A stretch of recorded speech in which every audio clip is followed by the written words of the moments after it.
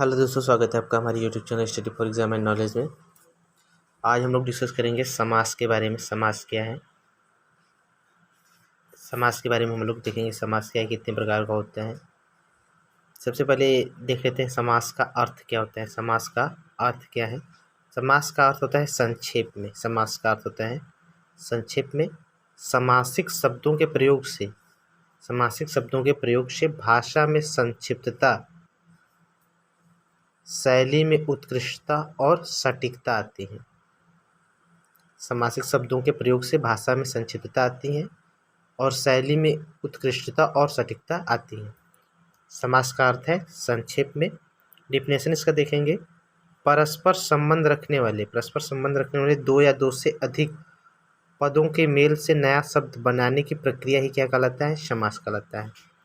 परस्पर संबंध रखने वाले दो या दो से अधिक पदों के मेल से नया शब्द बनाने की प्रक्रिया को समास कहते हैं। समास में दो पद होते हैं। समास में दो पद होते हैं।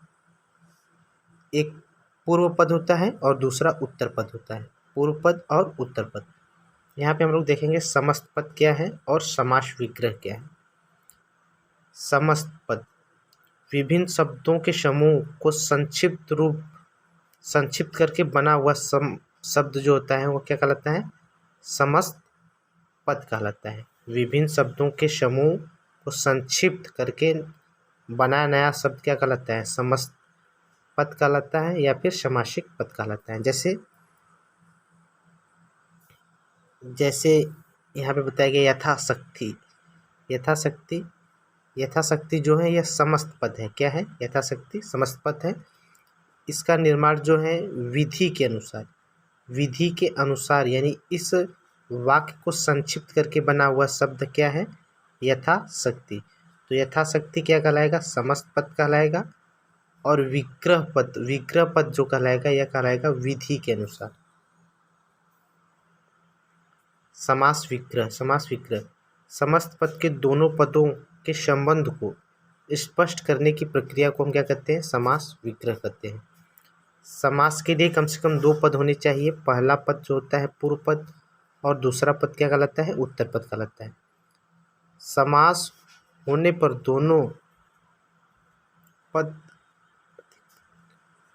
पद मिल करके संक्षिप्त रूप धारण कर लेते हैं। समास प्रक्रिया में बीच की विभक्तियों का क्या हो जाता है? लोप हो जाता है।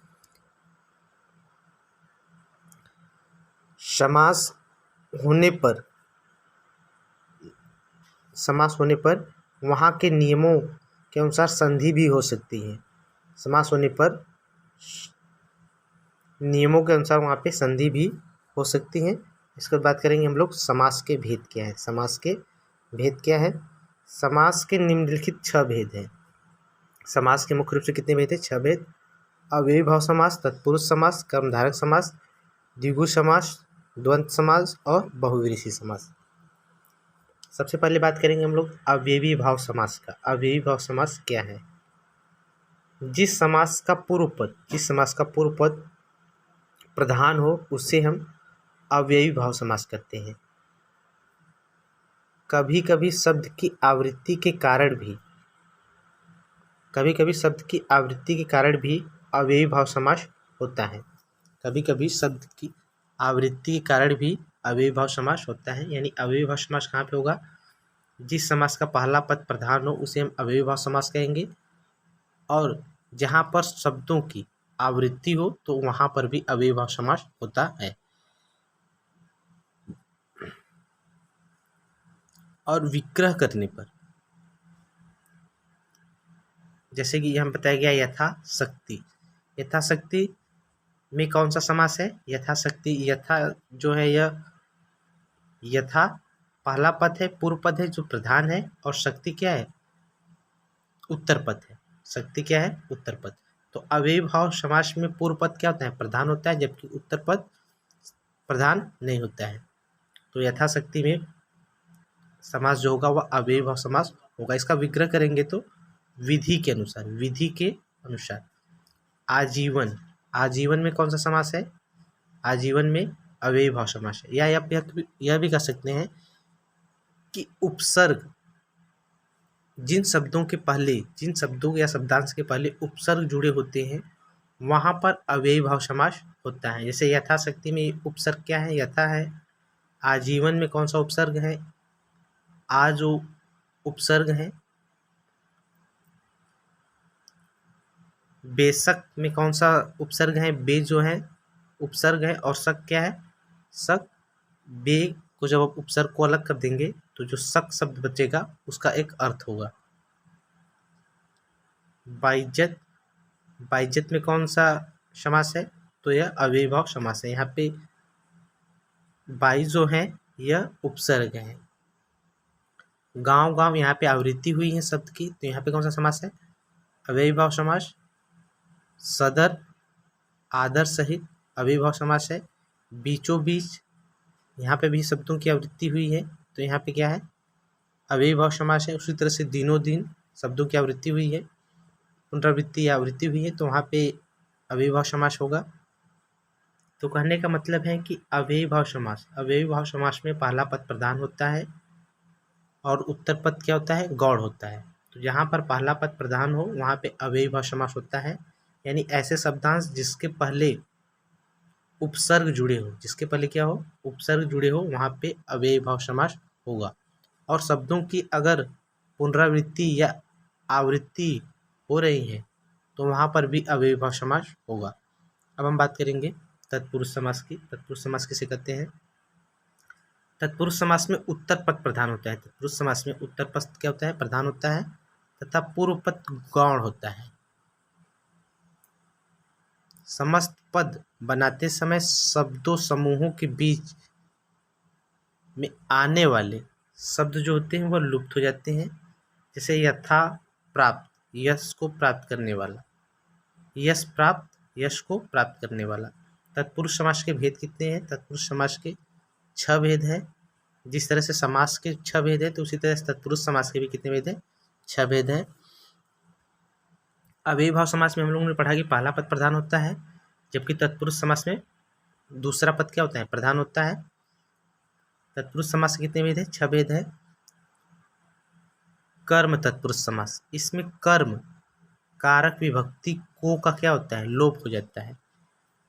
जैसे देशगत, देशगत जो शब्द है इसमें कौन सा समास है? तो देशगत में जो समास है यह कर्म तत्पुरुष समास है। यहाँ पे कौन सा समास है? कर्म तत्पुरुष समास है। देशगत जो शब्द है यह बना हुआ है देश को गया, देश को गया वाक्य से, देश को गया वाक्य को संक्षिप्त रूप में लिखकर बना हुआ शब्द है देशगत।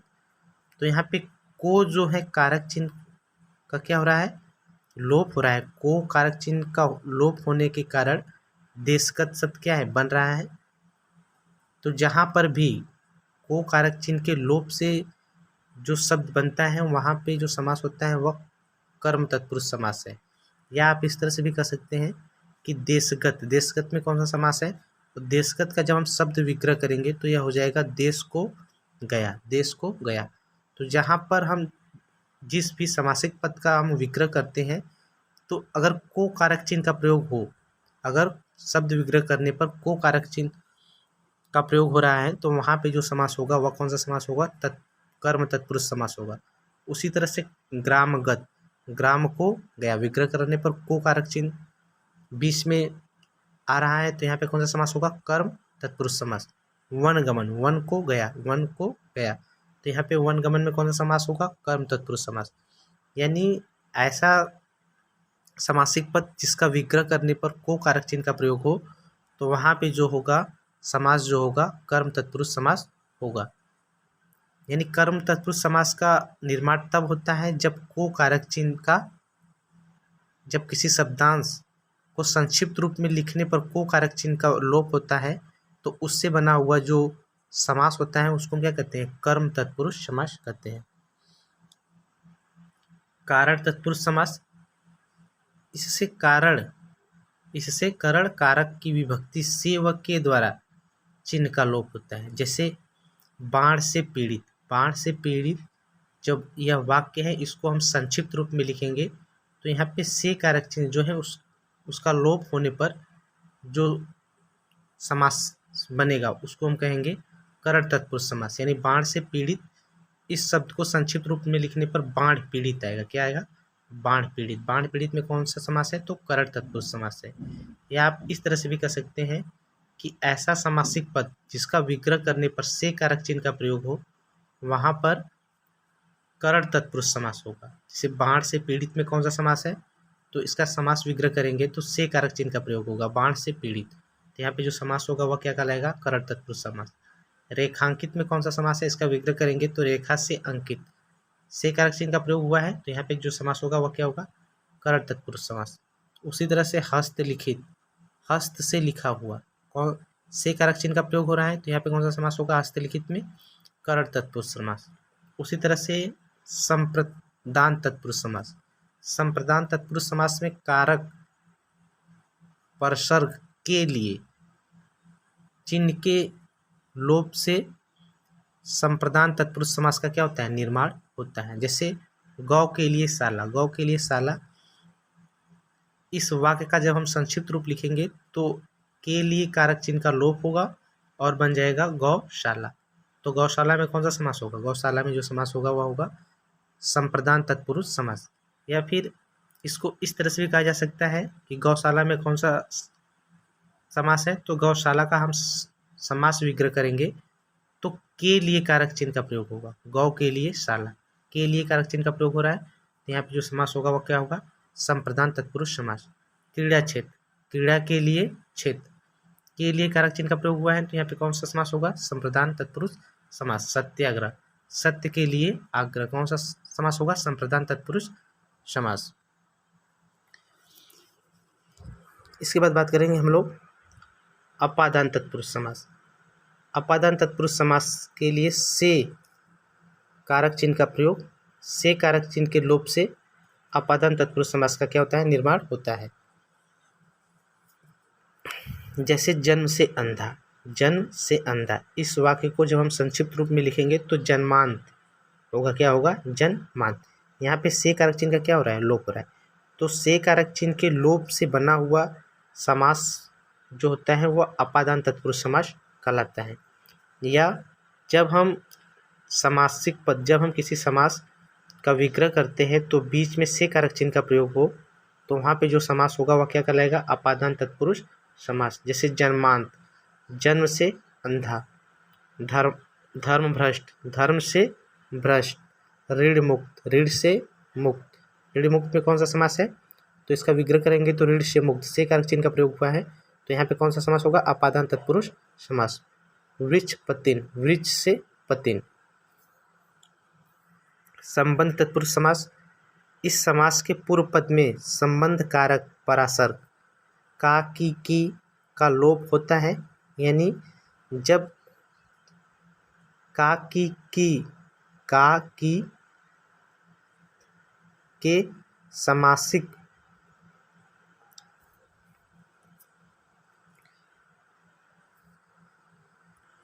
यानी कहने का मतलब है कि जब किसी समास का निर्माण का की के कारक चिन्ह के लोप से निर्माण हो तो उसे हम संबंध तत्पुरुष समास कहते हैं। जैसे आज्ञा के अनुसार,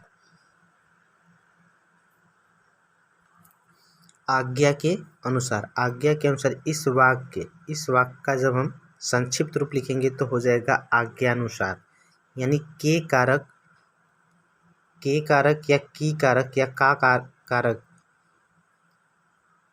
कारक के लोप से बना हुआ समासिक पद को हम क्या कहते हैं? संबंध तत्पुरुष समास।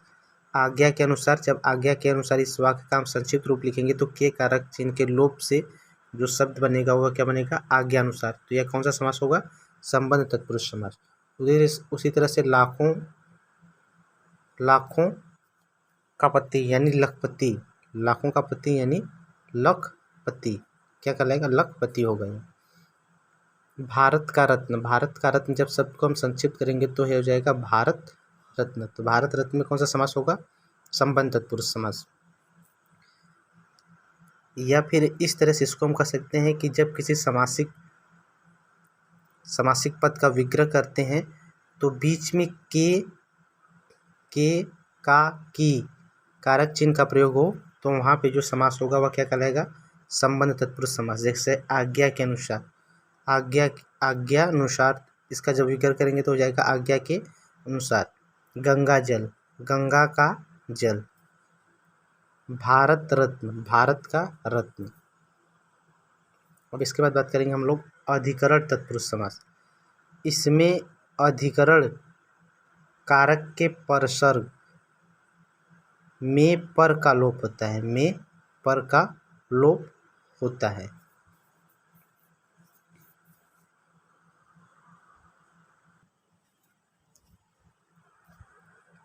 में पर कारक चिन्ह के लोप से बना हुआ समासिक पद को हम क्या कहते हैं? अधिकरण तत्पुरुष समास। जैसे कला में निपुण, कला में निपुण वाक्य का जब हम संक्षिप्त रूप लिखेंगे तो हो जाएगा कला निपुण। क्या हो जाएगा? कला निपुण। तो कला निपुण में कौन सा समास होगा? अधिकरण तत्पुरुष समास। अपने पर बीती हुई, अपने पर बीती हुई, इसका संक्षिप्त रूप क्या होगा? आप बीती। क्या होगा? आप बीती। आप बीती में कौन सा समास होगा? अधिकरण तत्पुरुष समास। या इसको इस तरह से भी कहा जा सकता है कि जब हम किसी समासिक पद का विग्रह करते हैं तो बीच में या पर कारक चिन्ह का प्रयोग हो तो वहाँ पे क्या होगा? अधिकरण तत्पुरुष समास। जैसे कला निपुण, कला निपुण का जब हम विग्रह करेंगे, समास विग्रह करेंगे तो हो जाएगा कला में निपुण। उसी तरह से धर्मवीर, इसका विग्रह करेंगे तो क्या हो जाएगा? धर्म में वीर। घुड़सवार, घुड़ पर सवार, तो घुड़सवार में कौन सा समास होगा? अधिकरण तत्पुरुष समास, क्योंकि घुड़सवार का जब हम समास विग्रह करेंगे तो हो जाएगा घुड़ पर सवार। उसी तरह से आनंद मग्न, आनंद मग्न का जब हम समास विग्रह करेंगे तो हो जाएगा आनंद में मग्न। अब इसके बाद बात करेंगे हम लोग कर्मधारक समास। क्या है? कर्मधारक समास। कर्मधारक समास के दोनों पद में विशेषण विशेष या उपमेय उपमान का संबंध होता है। उत्तर पद क्या होता है? प्रधान होता है। जैसे समस्त पद और विग्रह पद, समस्त पद और विग्रह पद, यानी कर्मधारक पद में क्या होते हैं? दोनों पद, दोनों पदों में क्या होता है? विशेषण विशेष या उपमेय उपमा का संबंध को दिखाया जाता है। इसमें उत्तर पद क्या होता है? प्रधान होता है। जैसे चरण कमल, चरण कमल में कौन सा समास है? तो इसमें कर्मधारक समास है, क्योंकि यहाँ पे उपमेय उपमान को, उपमेय में उपमान का संबंध को बताया जाता है या उसको मान लिया जाता है। चरण कमल, कमल के समान है चरण, कमल के समान क्या है? चरण। तो कमल के समान चरण को मान लिया गया है, यानी उपमेय को उपमान का क्या है? संबंध बताया जा रहा है। मुख चंद्र, मुख चंद्र, मुख के हैं समान, चंद्र के समान है क्या? मुख, चंद्र के समान मुख को मान लिया गया है यहाँ पे। तो यहाँ पे क्या होगा? मुख चंद्र में कौन सा समान समास होगा? कर्मधारक समास। परमानंद, परम है जो आनंद, परम है जो आनंद। उसी तरह से महाजन, महान है जो जन। नरसिंह, नरसिंह नर में सिंह के समान, नरों में सिंह के समान। तो नरसिंह में कौन सा समास है? कर्मधारक समास है। उसी तरह से द्विगु समास, द्विगु समास की बात करेंगे। द्विगु समास क्या है? जहाँ समस्त पद के पूर्व पद में संख्यावाचक विशेषण हो उसे हम द्विगु समास कहते हैं। यानी जो समस्त पद होता है, समस्त पद का पहला अक्षर जो होता है वो क्या होता है? संख्यावाची होता है। जैसे तिरंगा, तिरंगा में जो पहला पद है तिरंगा, यानी तिरंगा जो है तीन रंगों का समाहार, यानी तीन जो है यह संख्या को प्रदर्शित कर रहा है, तो तिरंगा में कौन सा समास होगा? द्विगु समास होगा। उसी तरह से दोपहर, दोपहर यहाँ पे दो पहरों का समूह, यहाँ पे भी संख्या, पहला पद संख्यावाची है तो यहाँ पे कौन सा समास होगा? द्विगु समास। उसी तरह से नवग्रह, नौ ग्रहों का समूह, यहाँ पे भी पहला पद क्या है? संख्यावाची है तो कौन सा समास होगा? द्विगु समास होगा। द्वंद्व समास बात करेंगे हम लोग। द्वंद्व समास का, जिस पद में दोनों पद क्या हो? समास समान हो वहाँ पे द्वंद्व समास होता है। जहाँ पर दोनों पद क्या हो? समान हो वहाँ पे द्वंद्व समास होता है। इसमें दोनों पदों को मिलाते समय मध्य में योजक चिन्ह का प्रयोग होता है। यानी इसमें दोनों पद को, जब दोनों पद को हम मिलाते हैं, जब दोनों पद को मिलाते हैं तो योजक चिन्ह का क्या हो जाएगा, लोप हो जाएगा, योजक चिन्ह का लोप हो जाएगा। नहीं तो इसका पहचानने का जो ट्रिक है कि द्वंद्व समास के बीच में योजक चिन्ह का प्रयोग होता है। अगर हम दोनों पद को आपस में मिलाएंगे तो योजक चिन्ह का लोप होगा और उसके स्थान पर और का प्रयोग होगा, क्या होगा, और का प्रयोग हो जाएगा। तो द्वंद्व समास में दोनों पद क्या होते हैं, समान होते हैं, द्वंद्व समास कहलाते हैं। दोनों पदों के बीच में योजक चिन्ह का प्रयोग होता है। अगर योजक चिन्ह को हटा दिया जाए तो बीच में विग्रह करने पर और का प्रयोग होता है। जैसे अपना पराया, अपना पराया में कौन सा समास होगा, अपना पराया बीच में योजक चिन्ह है, दोनों पद क्या है, प्रधान है, दोनों पद समान है, तो यहाँ पे क्या होगा, द्वंद्व समास। राम और रहीम, राम और रहीम के बीच में योजक चिन्ह का प्रयोग किया गया है, राम और रहीम, विग्रह करने पर और आ रहा है तो यहाँ पे कौन सा समास होगा, द्वंद्व समास।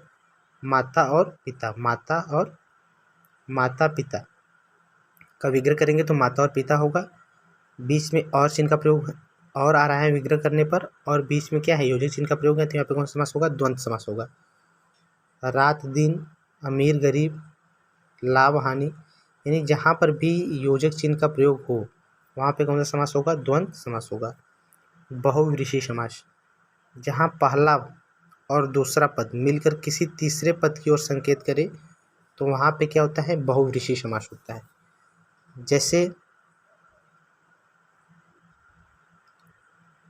जैसे चतुरानन, चार है आनन जिसके, चार है आनन मतलब चार है मुख जिसके, जो किसकी ओर संकेत कर रहा है, ब्रह्मा की ओर। तो यहाँ पे चतुरानन में कौन सा समास होगा, बहुविशेषी समास। दशानन, दस है आनन यानी 10 है मुख जिसके, यानी यह रावण की ओर संकेत कर रहा है। दशानन में कौन सा समास होगा, बहुविशेषी समास। चक्रधर, चक्र को धारण करने वाले अर्थात विष्णु की ओर संकेत कर रहा है तो कौन सा समास होगा, बहुविशेषी समास। उसी तरह से लंबोदर, लंबा है उदर जिसका अर्थात गणेश जी की ओर संकेत कर रहा है तो यहाँ पे बहुविशेषी समास होगा। अब हम बात करेंगे कर्मधारक और बहुविशेषी समास में अंतर किस तरह से किया जाए। कर्मधारक समास के दोनों पदों में विशेषण विशेष या उपमेय उपमा का संबंध होता है, जबकि बहुविशेषी समास में किसी तीसरे पद की विशेषता को प्रकट किया जाता है, किसी तीसरे पद की विशेषता को क्या किया जाता है, प्रकट किया जाता है। जैसे कमल नयन, कमल नयन, कमल जैसे नयन, विग्रह करने पर अगर कमल जैसे नयन का प्रयोग हो रहा है तो वहाँ पे कर्मधारक समास है। कमल जैसे नयनों वाला, कमल जैसे नयनों वाला, तो यह तीसरे पद की ओर इंगित कर रहा है तो यहाँ पे क्या होगा, बहुविशेषी समास। अगर ऑप्शन में बहुविशेषी कर्मधारक दोनों समास दिया हो तो वहाँ पे बहुविशेषी समास को टिक किया जाएगा। उसी तरह से द्विगु और बहुविशेषी समास में अंतर। द्विगु समास का पहला पद क्या होता है, संख्यावाची, और पहला पद दूसरे पद की संख्या को क्या कहता है, बताता है, जबकि बहुविशेषी समास में पहले पद संख्यावाचक होते हैं परंतु ये दूसरे पद से मिलकर किसी तीसरे पद की ओर क्या करते हैं, संकेत करते हैं। जैसे त्रिलोचन, तीनों लोचनों का समूह, तीनों लोचनों का समूह, तो यहाँ पे कौन सा समास होगा, द्विगु समास। तीन लोचन है जिसके अर्थात शिव, बहुविशेषी समास की ओर इंगित कर रहा है। चतुर्भुज, चार भुजाओं का समाहार, यह द्विगु समास है, जबकि चार भुजाओं वाला अर्थात विष्णु बहुविशेषी समास की ओर इंगित कर रहा है। तो अगर ऑप्शंस में द्विगु और बहुविशेषी दोनों समास है तो वहाँ पे उसका विग्रह करने पर जिस तरह से अर्थ प्रकट हो तो वहाँ पे उसके अनुसार ऑप्शंस को टिक किया जाएगा। अगर बहुविशेषी समास और द्विगु समास दोनों दिया हुआ है और कर्मधारक समास भी दिया हुआ है तो वहाँ पे बहुविशेषी समास पर टिक करना ज़्यादा बेहतर होगा, क्योंकि वहाँ पे बहुविशेषी समास को ही प्राथमिकता दी जाती है। तो आशा करते हैं कि आपको वीडियो पसंद आएगा। वीडियो पसंद है तो वीडियो को लाइक करें, शेयर करें और चैनल को सब्सक्राइब करें। Thanks for watching.